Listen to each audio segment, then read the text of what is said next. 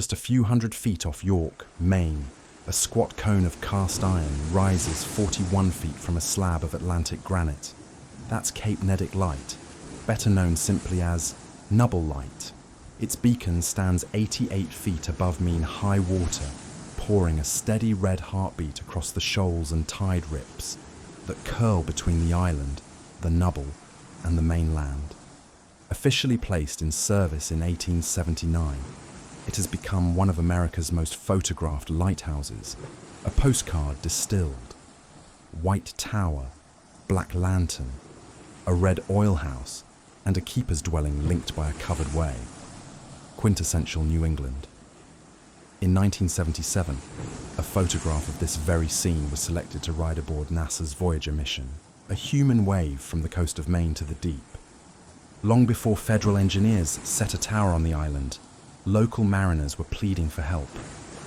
Proposals for a light date to at least 1837, but Washington initially balked that the coast already bristled with enough signals. That math changed after a drumbeat of wrecks near Cape Neddick, especially the notorious loss of the bark Isidore in 1842. After years of petitions and appropriations, starts and stops, Congress finally funded a full light station on the Nubble in 1874 for $15,000, a tidy sum intended to buy fewer funerals. Construction wrapped in 1879, and the lamp took life that July. Cape Neddick's tower is a classic of late 19th century design, a cylindrical shell of cast iron plates lined with brick for strength and insulation and capped with a black lantern.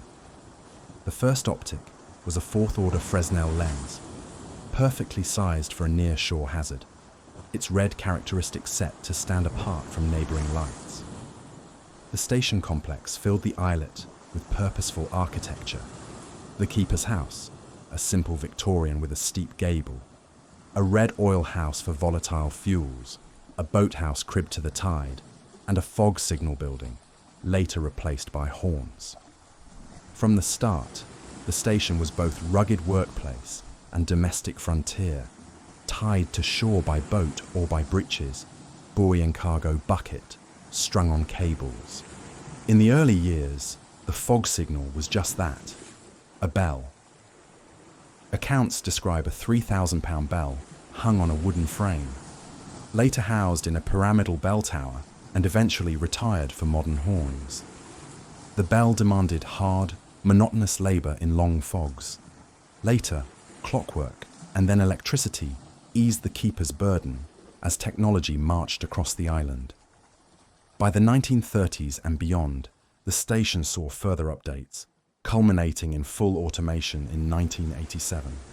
Lighthouse service at the Nubble was exacting but intimate. A keeper's day was ruled by weather and mechanism, trimming wicks, polishing brass, sounding fog, painting iron, hauling fuel and provisions ashore, and then up the steep ways. The covered walkway between house and tower, a quaint detail in photographs, was built for survival. In winter gales, it spared keepers the full teeth of spindrift and black ice. Local histories remember specific personalities. Keepers who ferried visitors during the boom of seaside tourism. Keepers who battled rats in outbuildings. Keepers who became minor celebrities simply by living where everyone wanted to be. After the US Lighthouse service merged into the Coast Guard in 1939, uniforms replaced braided caps, but the rhythms stayed the same, and then technology caught up. In 1987, the light was automated. By 1989, the island buildings were leased to York's local authorities, and in 1998, under the Maine Lights program, a forerunner to the National Historic Lighthouse Preservation Act transfers, stewardship formally passed to the town of York. Today, the US Coast Guard maintains the active aid to navigation. The town preserves the historic station and presents it to the world from Sohia Park across the water. Why does the Nubble loom so large in American imagination? Some of it is geometry. The island sits close enough to photograph with a phone, far enough to be a story. some is spectacle. Every year the town outlines the buildings with holiday lights, a winter halo that doubles down on the lighthouse's role as a symbol of safe return. And some of it is serendipity. When an international team chose images to speak for Earth on Voyager, they picked a slice of Maine's coast crowned by this compact storybook beacon. Between that and ceaseless magazine covers, calendars, and state quarter trivia, the Nubble graduated from local workhorse to cultural shorthand, Lighthouse, in a single glance. The bark, Isidore, was a three-masted vessel of about 190 tons, built in Kennebuck, Maine in 1837. Like many coastal trading vessels of her era, she plied between New England ports and those farther south, carrying lumber, fish, and other goods. On November 30th, 1842, Thanksgiving Day, she set sail from Kennebuck on what should have been a short, routine trip. On board were between 15 and 16 crewmen, mostly locals familiar with the Maine coast. The weather, however, was anything but routine. Early winter storms swept the Gulf of Maine with snow and sleet, and bitter northwest winds turned the coastline into a gauntlet of white water. For reasons never fully explained, the Isidore hugged the rocky York coast rather than standing out to deeper water. That decision placed her squarely in one of the most dangerous stretches of New England shoreline, where submerged ledges and sheer cliffs have claimed countless vessels. As dusk fell, witnesses on shore reported seeing the Isidore battling heavy seas near Bald Head Cliff, just north of Cape Neddick. A snow squall swallowed the horizon, and then the sounds of splintering wood and desperate cries were carried ashore by the wind. By the next morning, wreckage, planking, spars, and the ship's shattered hull was strewn for miles along the beaches. Not a single man survived. What gives the wreck its legendary status is not just the tragedy, but the eerie sense of forewarning attached to it. One crew member, a sailor named Thomas King, had reportedly suffered a string of unsettling dreams in the weeks before the voyage. In them, he saw the Isidore wrecked against the rocks and himself among the drowned. The dreams came so often and with such vivid detail that he begged his family and friends not to let him board the ship again. King's pleas were dismissed as superstition, but on the morning of November 30th, he is said to have reluctantly taken his post and perished with the rest. Another sailor is said to have dreamt of 7 coffins lined up in a row, a grim foreshadowing of the multiple burials to come. The story spread quickly among York and Kennebuck families after the disaster, and it hardened the Isidore's fate into folklore. Whether exaggerated in the retelling or not, these premonition stories have been passed down for generations, cementing the wreck as more than just another maritime loss. The storm scattered the Isidore's dead along the rugged shoreline. Contemporary accounts describe harrowing scenes, bodies washing ashore on Cape Neddick and Ogunquit beaches, battered by waves, while villagers worked in freezing surf to recover and identify them. Some were buried in local cemeteries, including the Old York Burying Ground, where weathered stones still mark their names. For the small coastal towns of southern Maine, the loss was devastating, an entire complement of young seamen gone in a single night. In the decades that followed, fishermen and coastwalkers began to tell of a phantom bark glimpsed in fog off Cape Neddick. Descriptions were strikingly consistent: a 3-masted vessel with sails straining full, crew visible at the rails, silently gliding just offshore before vanishing in mist. Some claim to see it rounding the Nubble itself, as if doomed to replay its fatal approach forever. The apparition was always tied to bad weather. Locals came to treat sightings of the ghostly Isidore as a kind of omen, a reminder of what could happen if you underestimated Maine's November seas. Even today, some guides and paranormal enthusiasts list the Isidore as one of New England's most persistent maritime ghosts, a tragedy that refuses to rest. From a historical standpoint, the wreck of the Isidore highlights why mariners begged Congress for a lighthouse at Cape Neddick. Although it would take another 37 years for Nubble Light to be built, the disaster underscored the lethal geography of that headland.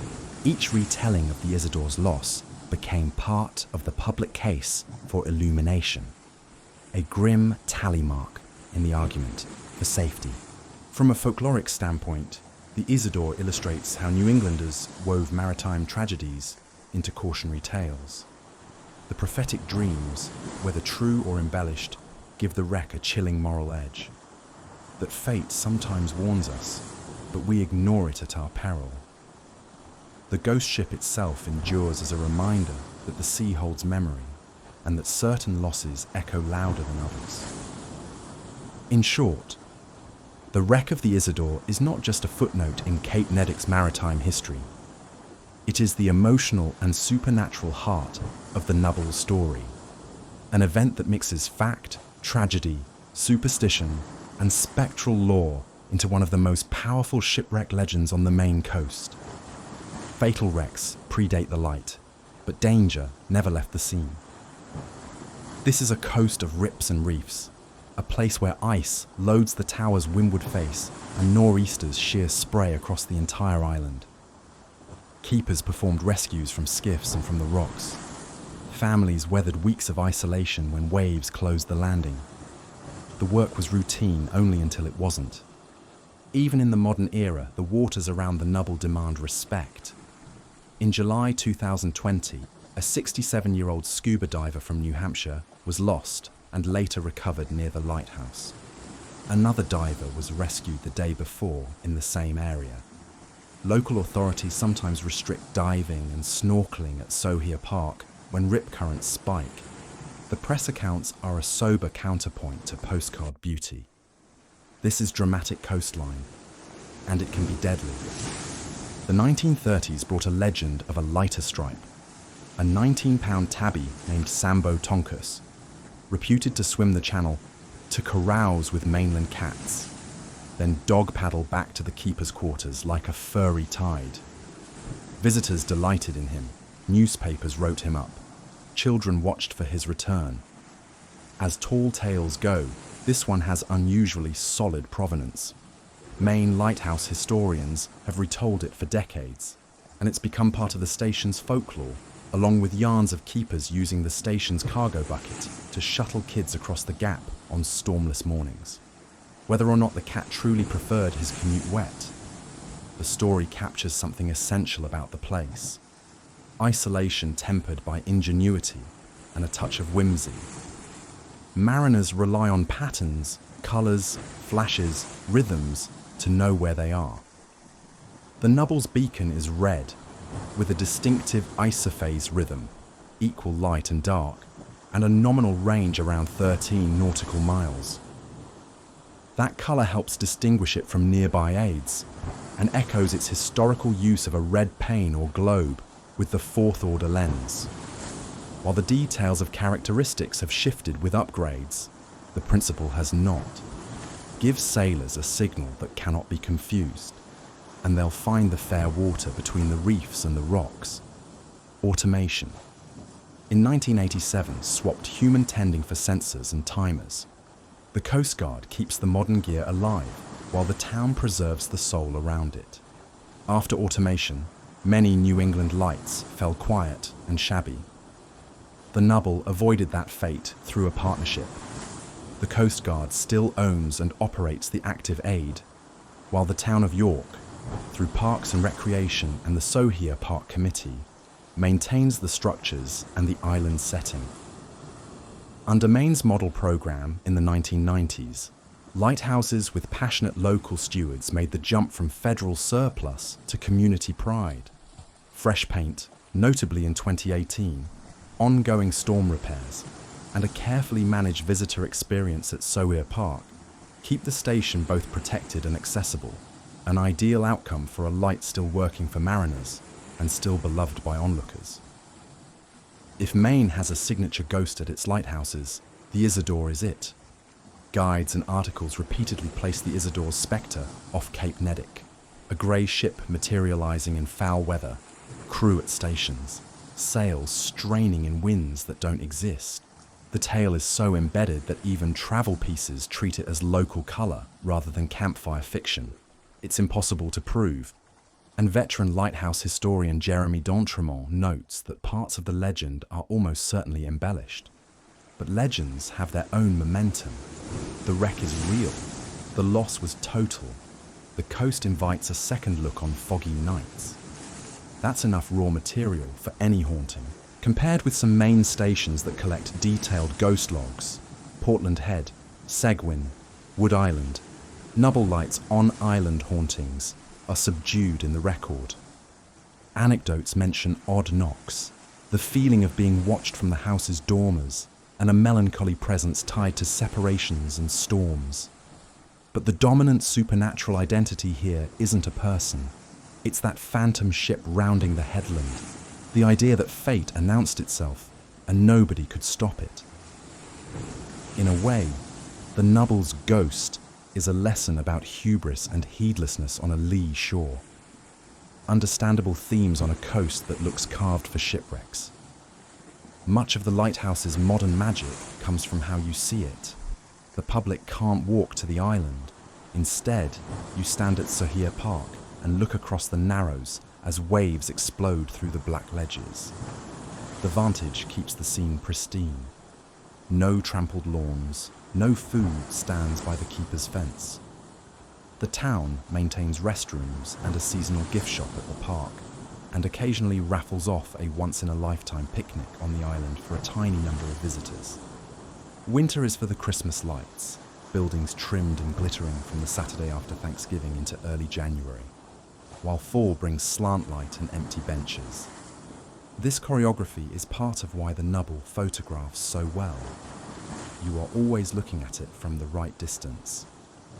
Technically, there's nothing exotic here, not the tallest tower, not the most powerful optic, not even particularly remote. But the Nubble distills the idea of the New England light down to essentials: utility and charm, severity and sweetness. Its red oil house has the simple elegance of a toy block. Its keeper's dwelling feels borrowed from a children's book. The tower itself is a handle on the sky. In a region where engineering often wins the day, consider Boone Island's brutal granite stack, the Nubble reminds you that scale isn't everything. Sometimes the archetype is compact. The stories do the rest. The premonitions aboard the Isidore, the cat who swam for company, the keepers who sounded the bell in fog so thick it was a second ocean. Even the modern press clips, the tragedy of a lost diver, the warnings about riptides, underscore the continuity of peril. The light remains useful because the danger remains real. Stand at the railing in Sohia Park on a starry night. The tower breathes red across the chop. The boathouse sits like a punctuation mark at the island's edge. Out past the headland, a lobster boat's work light flickers. Farther still, a big ship ghosts along the sea lanes, relying on radar, GPS, and yes, still on shore lights that verify the world you think you're in. Nubble Light has outlived the age of wick and clockwork, and even of keepers. It speaks to a long arc of human attention, to the idea that we build safeguards, not because the sea cares, but because we do. If you choose to believe a phantom bark still slips past in bad weather, that's between you and the fog. The light itself is real, the red flash steady, the promise simple. There's a rock here. Steer clear, go home.